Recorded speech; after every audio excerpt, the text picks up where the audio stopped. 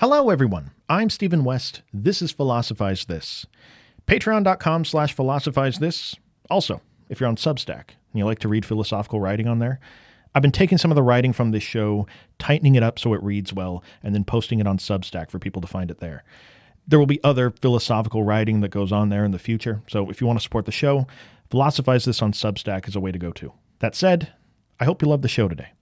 So this whole series so far has been about this project that Camus dedicated his life to, where he wants to affirm the kinds of creatures that we are without falling into the trap of system building.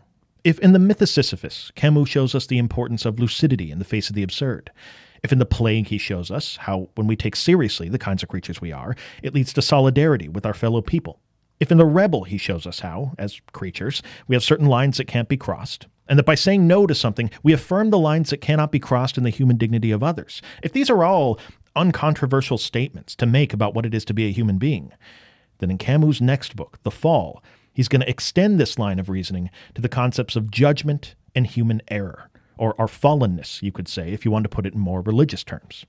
That nobody out there is beyond judgment or beyond making mistakes, but man, isn't it so common for people to rationalize their behavior or create elaborate systems in their life, all in an attempt to avoid both of these things. Do you know anybody like that in your life? Should be said, we've already talked about the plot points of The Fall on this podcast. It was episode 170. It was part of the Creation of Meaning series. Just saying I'm focusing less on the plot here and more on what the characters and story mean within the larger project of Camus. Because if you listen to that episode, then you know that the main character of the book, Clémence, starts the book talking about what he used to be like, where in his stories he looks like the perfect example of what Camus laid out in his essay, The Rebel, we just talked about. Clémence is the picture of solidarity with others through lucid rebellion. He's a lawyer. He takes on only cases where he helps the downtrodden of society.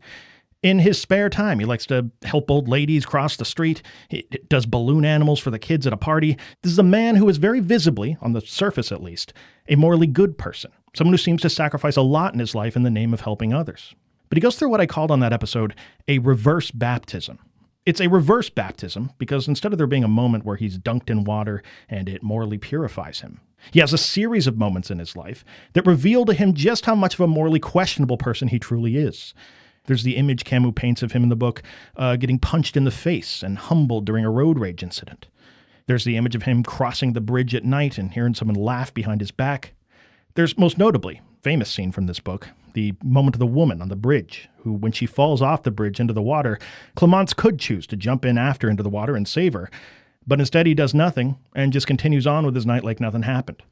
In other words, Clémence on the surface can sure put on an act of being the rebel that Camus writes about.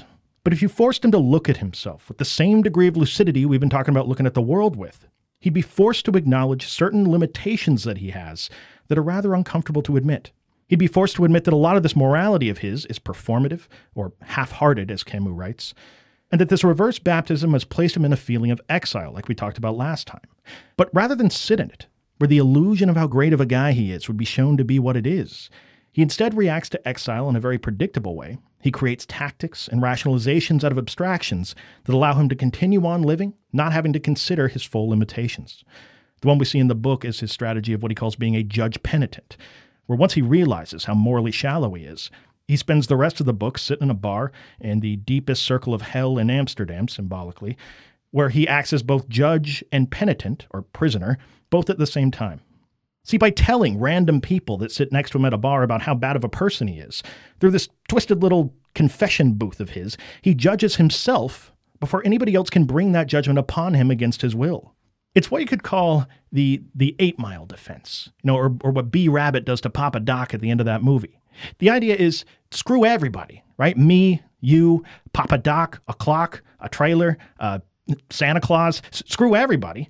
If I just cut myself down enough and I tell you all the bad things about me, then you don't have anything left that you can judge me for. In other words, this is a strategy that's going on here from Clémence. And more than that, it's a strategy that comes with several other benefits for him as well.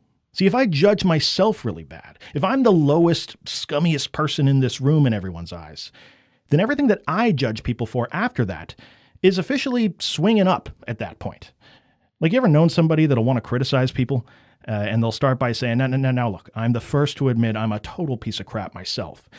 But look, can we just talk about this other person over there? This group of people we both don't like? This is the judge penitent strategy. Now, sprinkled throughout this book are a lot of other common strategies in the modern world that people use to avoid guilt or avoid admitting their own mistakes. Again, to avoid this truly lucid confrontation with their life as it is. There's the strategy of not really doing much of anything in your life, so that at least if you're not doing anything, you're not doing much that people could judge you for. But of course, this whole strategy is centered on the idea that just by not doing bad things, you somehow default into being a good person. As we know, it's not the case for Camus. This is actually a very life-denying way of mostly avoiding judgment or the discomfort of facing yourself. We also see the common strategy in the book of surrounding yourself only with people who agree with you on everything, or people where you all enable each other's behavior all the time and thus never judge each other for anything. These people will say things like, look, these are the coolest people I know. These are the people that really love me because they never tell me things that would make me have to confront my own limitations as a person. You know, Camus said at one point that he wrote this book, The Fall, in part as an indictment on his own generation and the strategies that they were using. But an important detail about Camus to recognize is that he also brought a good amount of compassion to people who were acting in these ways in the modern world, because he understood it's not like people are using these sorts of strategies in a vacuum. He thought there was something about modern life that we need to understand that leads people to these sorts of strategies in the first place. And that maybe compassion, he thinks, is the only lucid response we have sometimes that makes sense in a kind of world that's filled with guilt and judgment like this. We'll talk a lot more about this point here in a few minutes. But first, I think we need to talk about that modern condition that leads to this whole situation we're talking about. And for Camus, there are few voices better in the history of literature at depicting what it is to be a modern person than what you'll find in the work of the author Franz Kafka. Camus writes in an appendix to the Myth of Sisyphus early in his career, where he lays out most of the reason why Kafka was so inspiring to him when he was writing his work. That said, for whatever it's worth, he also lays out some of the big things he disagrees with Kafka on that make them very different in terms of what they were going for as artists. We'll talk about all of it, but maybe the first thing to do when introducing Kafka here on this show is just to place his work in the context of some of the recent episodes we've done. Kafka is someone who's inspired by Dostoevsky, loved his writing, where he's living almost a full generation after he did his work. But then Kafka is doing his work almost a full generation before Camus, who would then go on to be inspired by the work of Kafka when he writes his first book, The Stranger. So in terms of the time period here, if it's helpful to you, you can kind of think of Kafka as a bridge between the work of Dostoevsky and Camus. The similarities and differences between them can be useful for understanding their respective projects. But it's also important to start by saying what Kafka is not, I guess. Because Kafka, like Camus, is also a person who's more of an artist than he is a philosopher. It would be misleading to call Kafka a philosopher. His writing is not meant to be a philosophical system that he's developing. It's not meant to prescribe a worldview to people. But it absolutely is intended to get people to see their reality differently on the other side of having read it. And for whatever it's worth, in the history of the world, I can't think of many other non-philosophers that have been more inspiring to philosophers in their work than Franz Kafka. I mean, the list is pretty short. There's one author that compares the impact that Kafka has had on modern thought to the impact that Shakespeare or Dante had during their times. Because the list of philosophers he's inspired with, these images he paints in his fiction, is incredible. And there's dozens of completely different interpretations that his work has produced when inspiring them. This is why, if you wanted a comparison from me of who Kafka most resembles from the world of philosophy, I might compare Kafka to someone like Zeno from ancient Greece. See, Zeno was someone way back then that was famous for his paradoxes. The paradox of the runner, right? That can never reach the finish line if they always got to travel half the distance. How does he do it? There's the paradox of the arrow that seems to prove, when Zeno explains it at least, that motion must be an illusion, that our senses must be tricking us somehow. How is this possible? These are powerful images that Zeno created during his time that point out something important about the limitations of the way we rationally try to make sense of our world. And while Zeno, as far as we know, never tried to create any philosophical system, these images inspired countless philosophers that came after him that dedicated their entire work to examining what these paradoxes could mean. What I mean is, Zeno no doubt helped move philosophy forward indirectly. And well, this is how I think of Kafka's place in modernity as well. So what this means is, one thing to know about Kafka is that if anybody ever tells you they read Kafka one weekend and they're pretty sure they know exactly what he was trying to say in one of his books, don't believe their lies. This is someone that clearly hasn't engaged enough with him to see how deep his work really goes. It's far more exciting than that, actually. Now, we're talking about one interpretation of his work today, and that, again, is the reading that Camus writes about at the end of The Myth of Sisyphus. You know, he once said about Kafka that the genius of him, if you had to break it down, is the way that he writes forces you to read him, but then it also forces you to reread him and get another interpretation, and then to reread him again, each time potentially creating an entirely new insight about your world than you got before.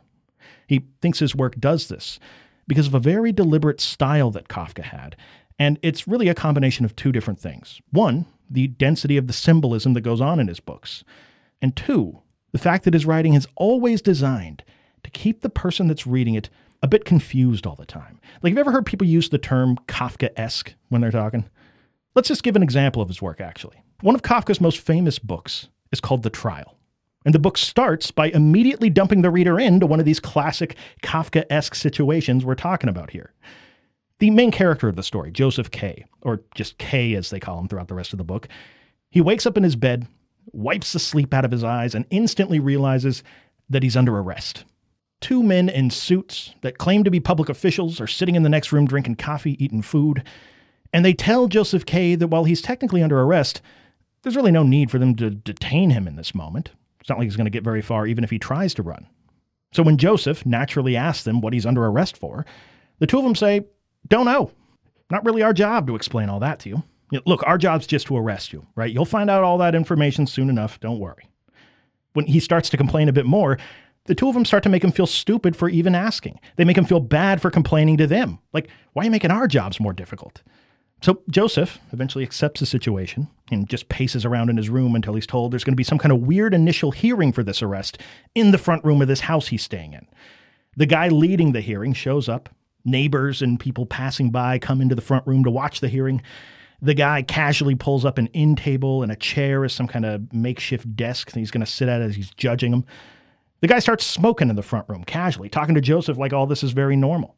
He tells him he's under arrest, that he's going to face a trial at a later date, doesn't tell him when or where that's going to be, but that obviously he can keep going to work in the meantime. I mean, after all, he's just under arrest here. Doesn't mean he's got to stop going to work. Fast forward to Joseph showing up into the attic of an apartment building for his court date, the one they didn't give him a time and place for. And the first thing they say to him when he gets there is, "Hey, good, you're here, finally. You're an hour and a half late." Now, this is just one example of dozens of these slightly confusing strings of events that Kafka writes into his work. And by the way, don't get me started on some of the more bizarre examples you'll find in this book, The Trial. There's one point in the book that Joseph K. Just opens up a random closet somewhere. And inside of the closet are the two guards from the beginning of the book that arrested him. And they both have their shirts off, they're down on their knees, and they're getting whipped by a guy that's wearing an all-black suit.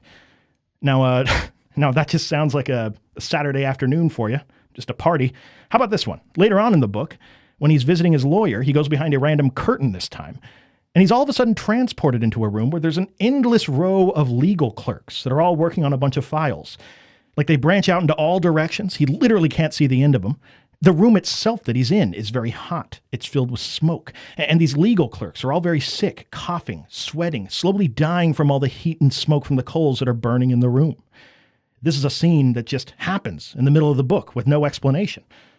So all this is very weird if you compared it to a traditional story. And why would Kafka do this sort of thing? Why write a book where the reader's made to feel a bit confused all the time? Camus is going to say that if you want to understand Kafka, pay less attention to the specific stuff he's writing about and more attention to the way he makes the reader feel. Because the way you feel when you read a Kafka novel to Camus is the way you feel sometimes when you confront the absurdity of the universe head on. Think about it. When the main character K wakes up in the story and he realizes that he's under arrest, there's some stuff about that scenario that looks like situations you've seen in your life before. And if you were reading the novel, like you read all other novels, following a typical plot arc, looking for things to make sense, if you did that, then every so often when you're reading Kafka, you're going to be blindsided by something that's nothing like what you expected to happen. Well, similarly, if we go throughout our lives to Camus, constantly expecting the world to conform to some narrative or some set of abstractions. In other words, if we idealize or demonize people and things around us as though the world's ever going to be that simple, well, we are similarly going to be hit with moments where the limits of the ways we're simplifying things becomes obvious to us. A close relationship ends. We have a health scare. Maybe the thing we believed in the most turns out to be nothing like the thing we thought it was. To Camus, Kafka is a genius at putting people in this headspace.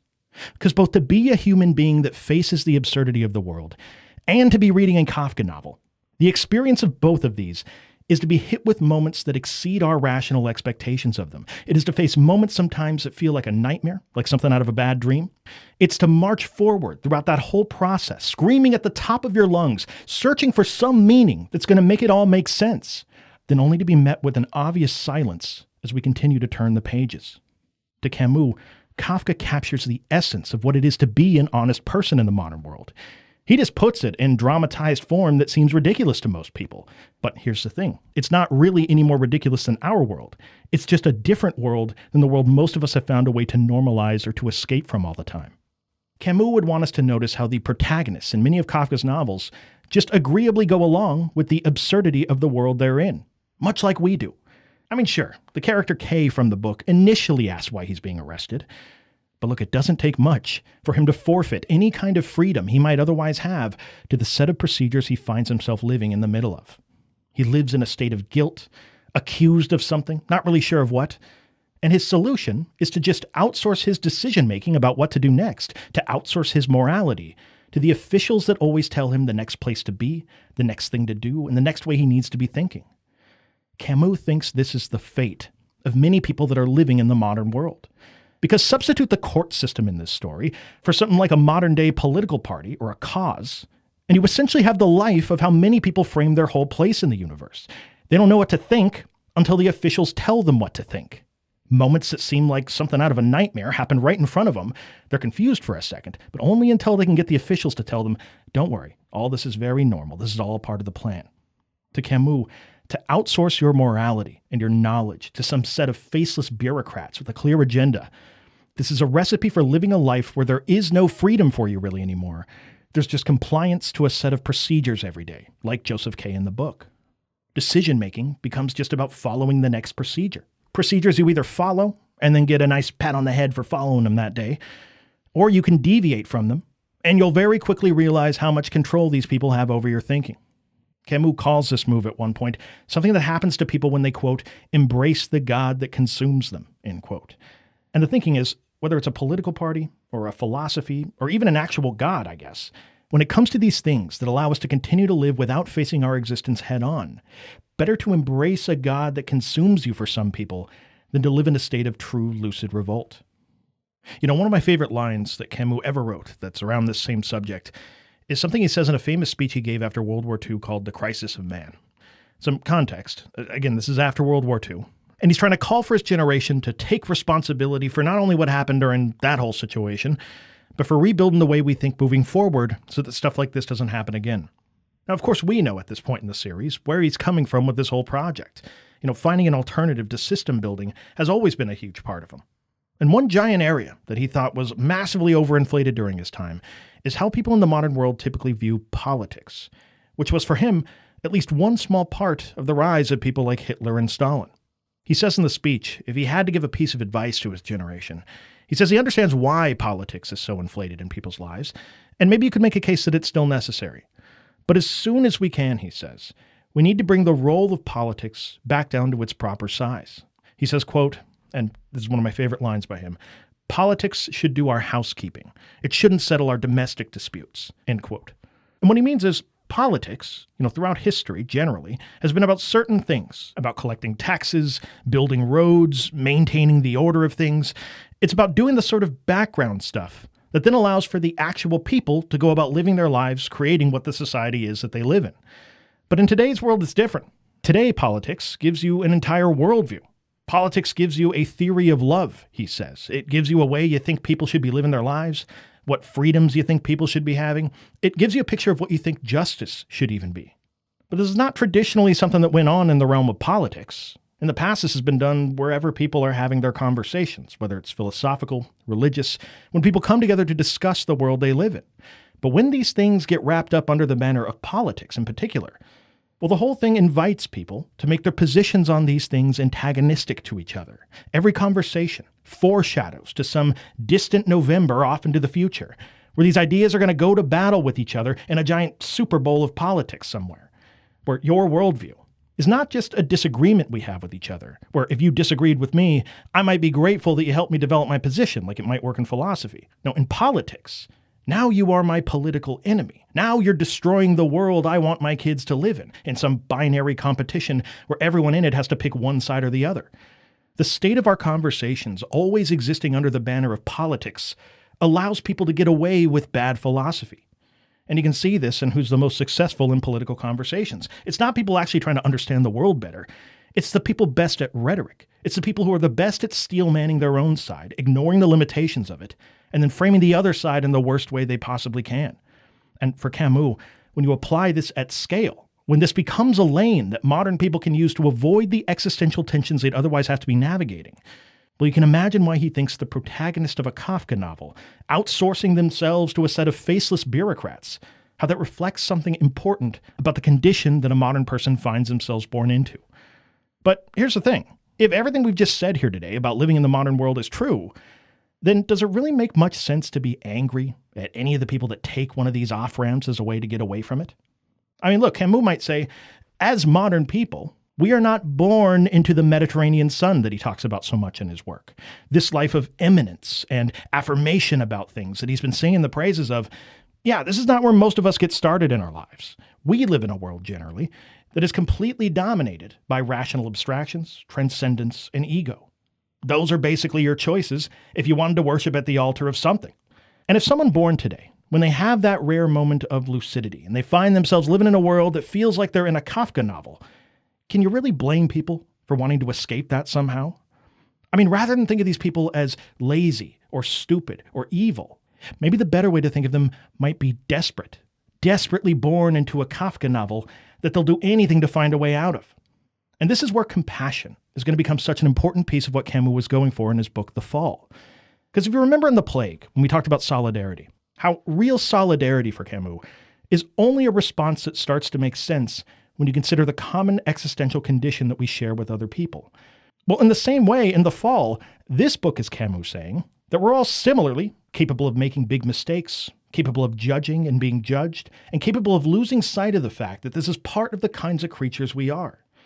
Clemence as a character may be one of these modern people trapped in a cycle of rationalizing their own behavior, all to avoid the difficult task of facing himself head on. But to Camus, a very important response when we're affirming our reality fully is going to be compassion for people like Clemence, who are in a similar state of affairs as we are. That maybe compassion is the equivalent of solidarity at the level of guilt and judgment. Now, Camus has a lot of love for Kafka, no doubt, but he also disagrees with him. And his disagreement with him is similar to his disagreement with most people. It's that Kafka didn't take the absurdity of the universe as seriously as he could have. And he says this because when Kafka writes in his books, he always leaves room for some kind of hope that can rescue the protagonist at the end. Camus says you can see this in his book, The Trial, where he has priests that come in and talk to Joseph K. when he's about to be put to death, telling him that there's a slight hope out there, that there's some acquittal that may come in for him at the last second. Camus says you can also see this in another book he wrote called The Castle, which we'll talk about next time, where there's always this mysterious voice that's beckoning and calling to the main character, trying to get them to come to the castle that's going to save them somehow. Again, a kind of hope that he leaves in there for people caught in this absurd world. Now, the first thing to say probably is that Camus has a certain level of respect for this hope left in there by Kafka.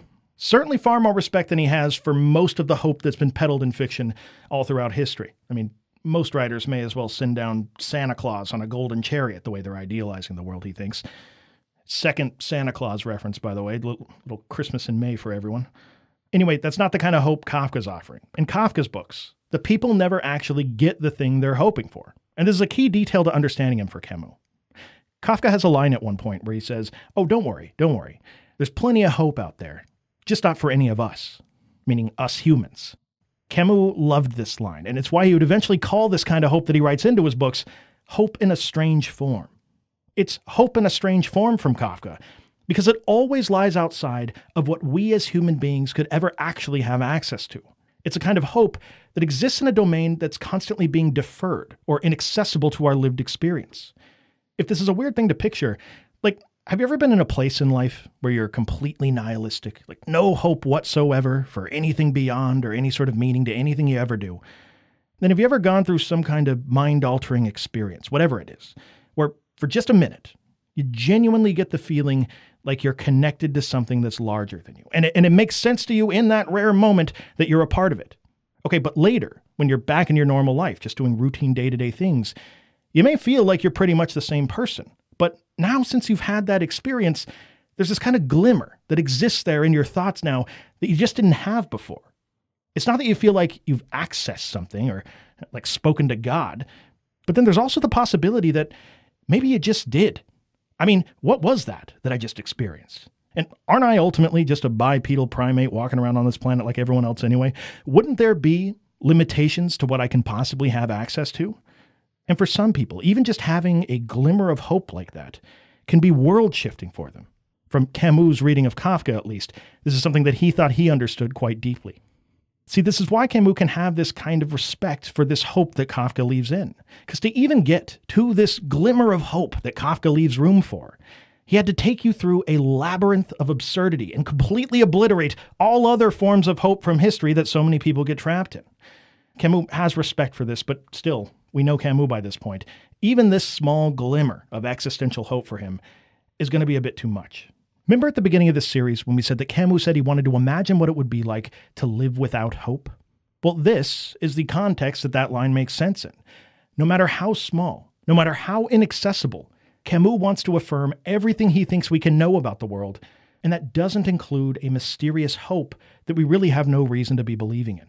As well-intentioned as this may be from Kafka, to Camus, this is still a hope that he thinks, quote, traps people in an infinite search for grace, end quote. They cling on to this hope, and it prevents them from facing exile, or, once again, this is them embracing the God that consumes them. But here's the question to ask about this that you're probably already thinking right now. Which one of these two options is truly accepting the limitations we have as beings? Is it to accept the total silence of the universe and the limitations of meaning? Or is it to accept the limitations of my own phenomenological experience and the possibilities that may lie beyond that I may catch weird glimpses of in strange moments? Anyway, as I've been talking about this whole series, Camus often thought of his work as being divided into 5 different cycles or series. And as I alluded to towards the beginning of this, it's fun to speculate about what he was planning to write about in Cycle 5 of his work. Things we really have very little information about, only the titles of the book written in margin notes. As I said, one of the essays was going to be called Creation Corrected. Another book he planned on writing was going to be called The System. And knowing as much as we do now about Camus, it's interesting. What could these titles have meant? Both of them share some kind of an irony as to what he was going for in the rest of his project. Though, to be fair, both The Rebel and The Fall as titles would probably be kind of confusing too if we didn't already know what they were about. Maybe one possibility, if I had to give one, is that Camus would have went in a more anarchist direction later in life. Though obviously not grounding any of this system of his in the rights that people have to self-organization. Obviously he's not into rights, but maybe self-organization would have just been another of these almost universal human tendencies we've been talking about. And that maybe the system, or creation being corrected, is just the way this blossoms out of a society that lucidly confronts reality and the people around them. It's one possibility, right? And if this was right, wouldn't this have also served for him as a pretty great culmination to this whole project of finding a way to live that isn't constantly mediated by abstractions? Wouldn't whatever this system looks like have to at least resemble the sort of Mediterranean lifestyle he's alluded to with the sun all throughout his work? Wouldn't he have given us a way there at the end of his career, a way to live among each other in a way that doesn't rely on abstractions about the world as much as our current societies do?